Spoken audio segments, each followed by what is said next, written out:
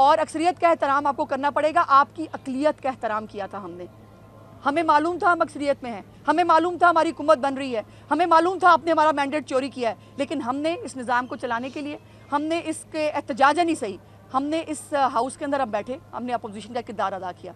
लेकिन इनको जो 2 महीने, आपको याद होगा हमजा शहबाज शरीफ साहब की हुकूमत में जब इनको बैठना पड़ा था, जो माशाल्लाह आला इक़दार के नमूने इन्होंने सेट किए थे पंजाब की पार्लिमानी तारीख में, वो कभी दोबारा ना पंजाब की आवाम ना ये हाउस देखना चाहेगा। और मैं फिर दोबारा आखिर मुअद्दबाना गुजारिश करूँगी, बराए मेहरबानी ये फितना फसाद छोड़ दें।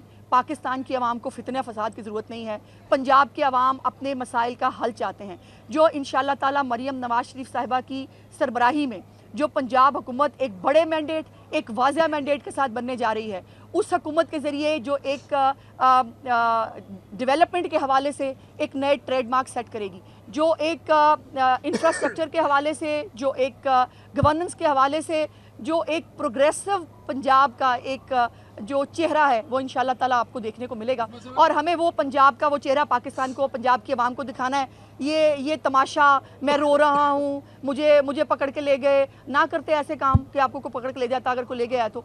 और रूल्स के तहत सबसे पहले अब नमाज जुम्मा के बाद स्पीकर पंजाब असम्बली जो इस वक्त हैं, जो जाने वाले हैं कल, वो रूल्स ऑफ प्रोसीजर की किताब पढ़ लें और देख लें कि उनको हाउस कैसे चलाना है, क्योंकि उनको याद नहीं है कि उनको हाउस कैसे चलाना है। लोग ये सवाल भी करते हैं कि पहले पंजाब असम्बली का इजलास है वो तलब कर लिया गया और ऐवान जो है वो मुकम्मल नहीं, कौन सी ऐसी जल्दी थी कि ऐवान मुकम्मल किए बगैर जो है वो इजलास को तलब कर? मुझे ये बताइए, ऐवान हमारी वजह से मुकम्मल नहीं है?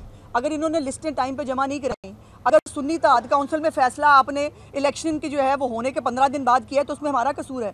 आप लिस्ट कल जमा करा रहे हैं जब गोशवारे तक जमा हो गए हैं, जब स्क्रूटनी हो चुकी है, जब सारा प्रोसीजर पूरा हो गया है। क्या उस वक्त ये शेड्यूल को, इलेक्शन शेड्यूल को फॉलो करना मेरी जिम्मेदारी नहीं है? वो जो पॉलिटिकल पार्टीज हिस्सा लेती हैं इलेक्शन के अंदर, वो उनकी जिम्मेदारी है। अगर वो नहीं बैठना चाहते, वो रिफ्यूज़ खुद कर दें, तो फिर गवर्नर साहब के पास ये ऑप्शन मौजूद होती है कि वो किसी को भी नॉमिनेट कर देते हैं कि वो जो है वो ओथ ले सकते हैं मेंबर्स का।